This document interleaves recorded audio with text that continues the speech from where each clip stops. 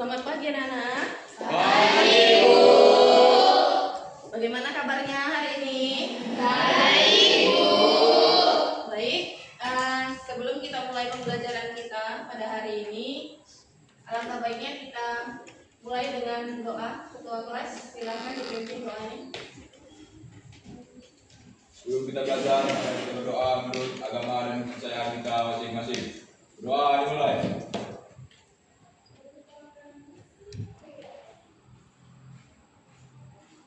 Doa selesai. Kita absensi dulu ya. Apakah hari ini hadir semua? Tidak, Bu. Siapa yang tidak hadir? Cantika, Bu. Kenapa Cantika? Sakit, Bu. Cantika sakit. Lagi siapa lagi nak? Sadewo kenapa? Enggak ada keterangan? Ada, Bu. Kita doakan semoga mereka dalam menjelaskan definisi, yaitu pengertian, kemudian jenis mesin ya, yaitu mesin learning, neural network, kemudian dan prinsip dasar cara kerja dari kecerdasan artifisial. Itu tujuan yang pertama. Kemudian tujuan pembelajaran yang kedua adalah membedakan mesin cerdas dan non cerdas melalui contoh nyata. Kemudian mengidentifikasi penerapan AI di bidang umum dan khusus serta menciptakan peta konsep.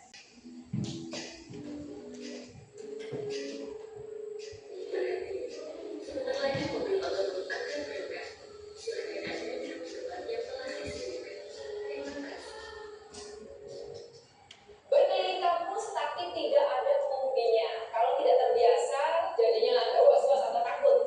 Dan meskipun ini kecepatannya hanya 10 km per jam, tapi rasanya sudah cepat. Tapi tenang aja, karena mobil ini dilengkapi dengan sensor-sensor canggih seperti sensor kamera, sensor jarak, global positioning system, dan light radar. Mobil tanpa pengemudi bertenaga listrik berjuluk iCar, Intelligent Car ini sementara didesain khusus untuk shuttle di lingkungan kampus. iCar dijalankan dengan kombinasi teknologi berbasis artificial intelligence dan Internet of Things. Kemudian sensor-sensor itu masuk ke dalam sistem navigasi. Di dalam sistem navigasi kita tanamkan beberapa misalnya teknologi kecerdasan buatan. Itu kemudian Menurut kalian, apa bedanya mobil autopilot ini dengan mobil biasa? Autopilot tidak menggunakan supir. Ya, baik, satu orang ada yang bisa menjelaskan? Yang mungkin? Mobil autopilot tidak menggunakan supir. Kalau mobil biasa menggunakan supir. Ya. Perbedaan yang pertama adalah kalau mobil autopilot tidak menggunakan Supir. sedangkan mobil biasa menggunakan Supir. Ya, tadi sudah dikatakan di sana bahwa itu adalah iCar. Ya, intelligent berarti. Nah, di sini ada dua tabel, mesin cerdas dengan mesin non cerdas. Yang pertama, Tesla. Tahu mobil Tesla? Tahu. Ya. Itu yang lagi viral sekarang. Mobil Tesla itu kira-kira bisa disebut mesin cerdas atau tidak? Bisa, Bu. Bisa ya. Kemudian Google Translate. Bisa, Bu. DeepL ini salah satu aplikasi AI yang digunakan untuk menerjemahkan bahasa. Sama seperti Google Translate. Ya. Berarti DeepL ini termasuk cerdas. Kalau kipas angin tadi? Lalu chatbot, ada chatbot di sana, tahu chatbot? Pernah pakai Halodoc? Itulah yang disebut dengan chatbot. Lalu, apakah chatbot itu termasuk mesin non cerdas atau mesin cerdas? Mesin cerdas. Ya. Kalkulator sederhana? Tidak, Bu. Tidak. Mesin cuci otomatis?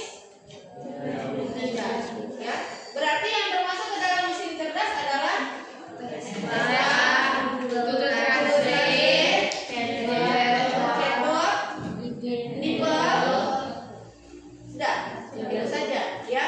Yang termasuk ke dalam mesin non cerdas adalah kipas angin, kalkulator sederhana, dan mesin cuci otomatis. Oke, berarti untuk sampai di sini kamu sudah bisa membedakan mana yang mesin cerdas dan mana yang non cerdas. Sudah? Ice breakingnya adalah tepuk malam.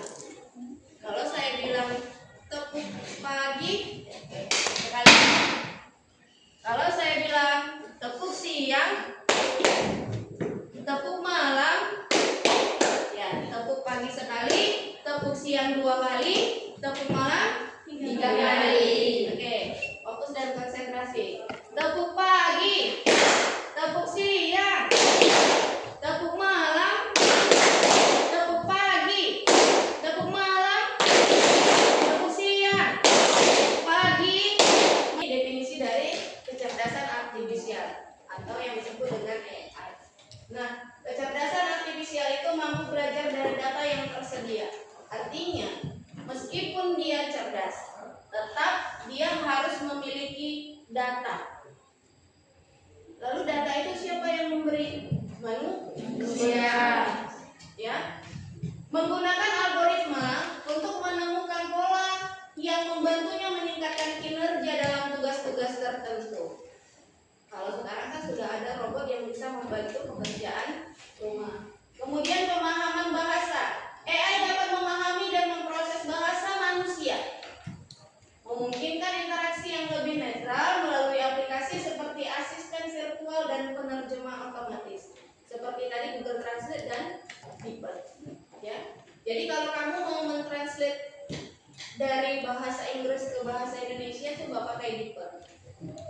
Kamu pasti belum pernah coba. Yang selama ini kamu pakai adalah Google Translate. Jadi ada lagi selain daripada Google Translate yaitu pakai DeepL. Nah, pengakuan pola, kecerdasan artifisial unggul dalam pengakuan pola, menganalisis data untuk mengidentifikasi tren dan membuat keputusan berdasarkan informasi. Tetap harus ada data yang disimpan. Jadi, makanya apapun yang kamu minta melalui AI ada. Lalu semua itu berasal dari mana? Berasal dari data yang sudah disimpan dan ditanamkan di dalam AI itu. Baik, selanjutnya mesin cerdas versus mesin non cerdas. Mesin pintar itu seperti mobil autopilot dapat belajar dari data, ya, membuat keputusan dan beradaptasi dengan lingkungannya, meningkatkan efisiensi dan pengalaman serta pengguna dalam berbagai aplikasi. Itu kalau mesin cerdas. Sedangkan mesin non cerdas menjalankan tugas-tugas tetap berdasarkan instruksi yang telah ditetapkan. On, off. Itu harus dipasang ini. Tidak memiliki kemampuan untuk belajar atau beradaptasi yang membatasi fungsionalitas dan interaksinya dengan si pengguna. Contoh di dalam kehidupan nyata, mesin pintar meliputi Google Translate dan chatbot. Sementara mesin non pintar adalah perangkat seperti kalkulator dan kipas angin. Ya, tadi kan sudah kita lihat di slide yang sebelumnya. Ya. Nah, ini adalah kata konsep pemanfaatan AI di bidang tertentu. Jadi, seperti di tujuan pembelajaran di awal, Ibu tadi sudah katakan bahwa proyek kita adalah untuk membuat peta konsep. Ya, nanti kita akan bagi kelompok. Nah, masing-masing kelompok nanti akan kita bagi mengerjakan AI, pemanfaatan AI di berbagai bidang. Paham ya? Sampai di sini paham ya, Nana? Baik, kita bagikan dulu kelompoknya. Silakan bergabung dengan anggota kelompoknya.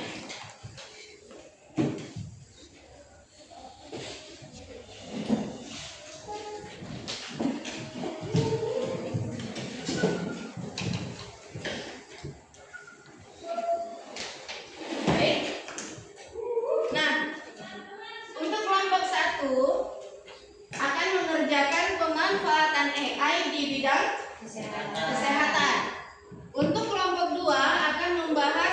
pemanfaatan AI di bidang pendidikan. Sedangkan di kelompok 3 akan membahas di bidang ekonomi, kelompok 4 akan membahas pemanfaatan AI di bidang pertanian, kemudian kelompok 5 akan membahas bidang kesehatan, kelompok 6 akan membahas di bidang pertanian, sedangkan kelompok 7 akan membahas bidang pendidikan. Ya, jadi masing-masing sudah tahu apa tugasnya.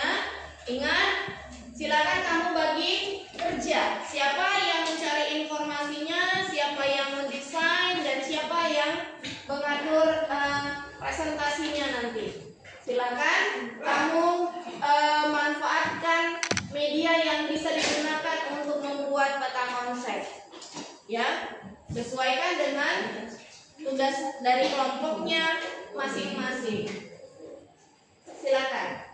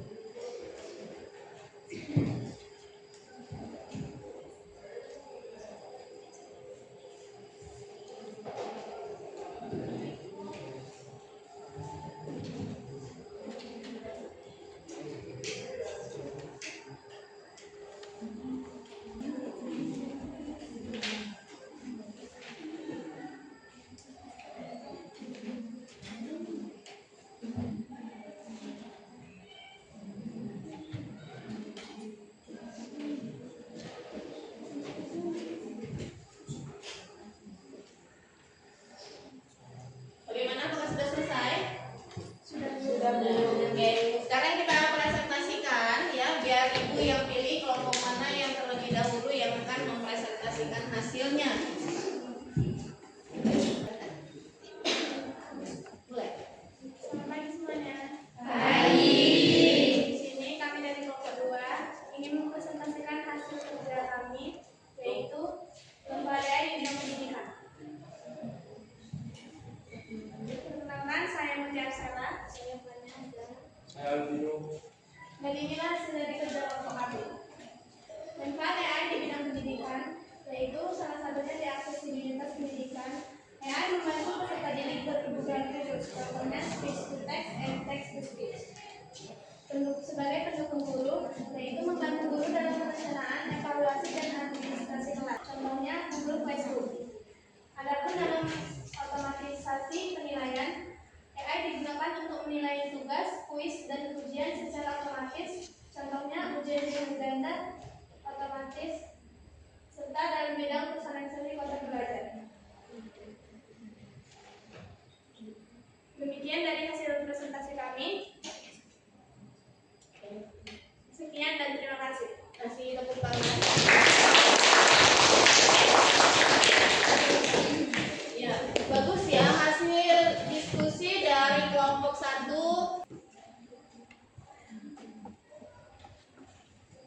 Nah, sampailah kita kepada refleksi. Kita akan memutar kembali atau mengingat kembali materi yang sudah dijelaskan dari awal tadi, ya, bahwa AI itu tujuan di awal tadi adalah kamu bisa membedakan mana itu mana itu mesin cerdas dan mana itu mesin non cerdas. Kemudian kamu paham AI itu apa, jenis-jenisnya apa, komponen utamanya apa. Ya, kita tadi juga sudah membuat peta konsep yang sudah kamu kerjakan masing-masing, bahwa di dalam pemanfaatan AI itu sudah merangkap ke berbagai bidang. Ya, tadi ada bidang pendidikan dan bidang kesehatan. Baik, sekian materi untuk hari ini. Untuk materi selanjutnya, kita akan mempelajari bagaimana mengkolaborasikan AI itu dengan aplikasi-aplikasi yang lainnya. Baik, itu untuk materi yang selanjutnya. Kita tutup pembelajaran kita untuk hari ini. Alangkah baiknya kalau diawali dengan doa, maka kita tutup juga dengan doa.